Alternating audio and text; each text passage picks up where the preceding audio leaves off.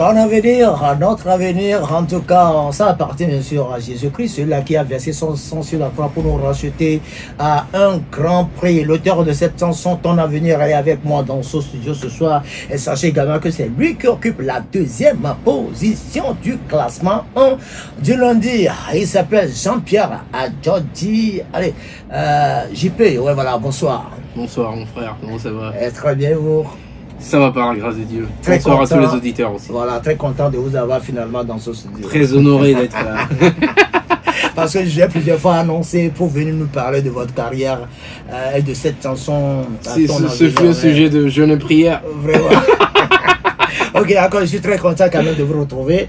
Alors, on sait que vous êtes artiste, Jean-Pierre Adjodi. C'est vrai qu'il y a certains qui choisissent des noms d'artistes. Je veux savoir si Jean-Pierre Adjodi, c'est votre vrai nom ou bien c'est pas trop. Allez, expliquez-nous. Non, c'est à l'état civil, c'est pareil. C'est Jean-Pierre Adjodi sur mes papiers. Avant, j'avais un blaze quand je faisais du rap et tout ça dans le monde. Oui. Mais depuis que j'ai fait le revirement, tout ça, j'ai plus senti. Je me sentais un peu mal à l'aise de garder un blaze. Je voulais juste avoir mon nom à l'état civil. Je sais pas comment expliquer, mais. Et donc je me suis dit, écoute, je vais me faire appeler par mon nom, c'est tout. Voilà, et dites-moi, vous avez commencé maintenant, ça fait combien de temps, combien d'années à peu près? Attention, vous n'allez pas blaguer les gens. Non, sérieux? Ils sont nombreux à nous suivre actuellement. Je sais, mes parents écoutent même, ils sont la preuve. 7 ans, j'ai formé... Vous faisiez quelle classe? Oh, est-ce que je sais? Tout ce que je sais, c'est que après j'ai formé un groupe de rap ici en 2000 quoi là. Ça fait tellement vieux, je sais pas. Hein. J'avais l'âge de 13 ans. 13 ans. Quand j'avais un groupe de rap ici au collège, je crois. Le groupe s'appelait Dipsy. Dipsy. Ouais. Dipsy, par moment, on a commencé à faire des scènes, tout ça, ça commençait à devenir sérieux. Et puis je suis parti en Côte d'Ivoire. Ouais. Puis c'est en Côte d'Ivoire que j'ai rencontré d'autres gars là-bas, on a formé un autre groupe de rap. Et ça s'appelait Collectif Horizon. On a remporté la première édition du plus grand concours de rap en Côte d'Ivoire. Et après ça, on s'était autoproduit. On s'est fait un petit nom dans la scène du rap là-bas en Côte d'Ivoire avant que je ne parte à l'Occident. Et maintenant, vous êtes de retour au pays ou bien vous êtes de passage? Vous êtes les deux. Vous êtes de passage.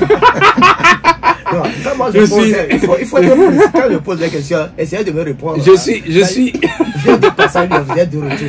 Je suis de retour, mais ne sois pas choqué si tu entends que Jean-Pierre encore a déguerpi encore quelque part un petit bout.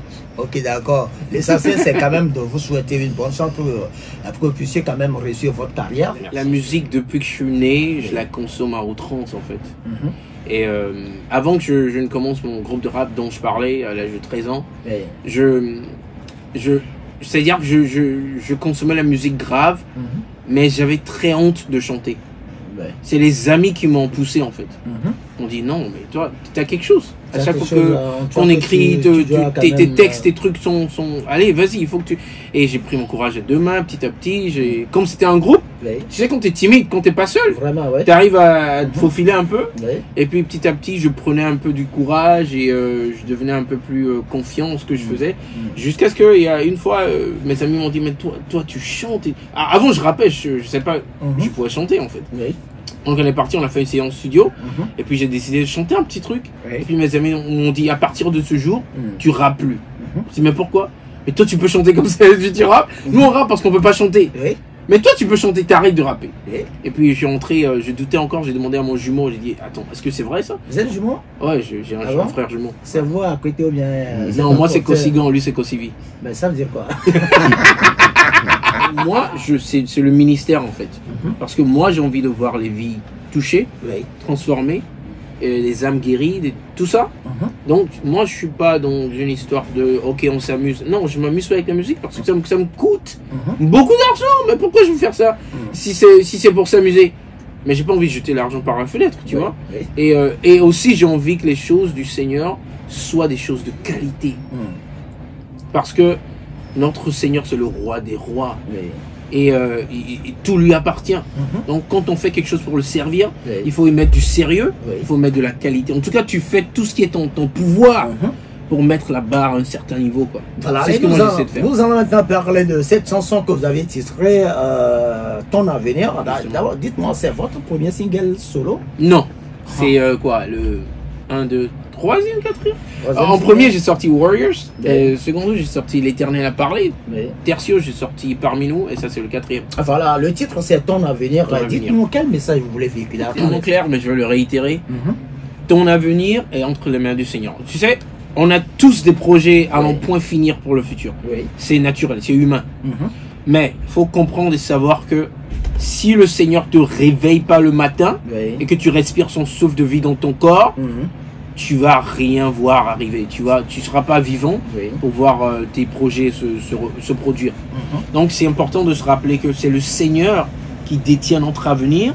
Et c'est donc important de prier, de confier ses projets entre les mains du Seigneur. C'est ça le message en fait. Oui, Jean-Pierre, pour une collaboration aujourd'hui, est-ce que c'est possible? C'est très possible. Mais il faut savoir aussi que moi je soumets tout entre les mains du Seigneur. C'est lui qui décide. Je suis sa direction. Donc moi je peux dire oui, mais je vais prier là-dessus.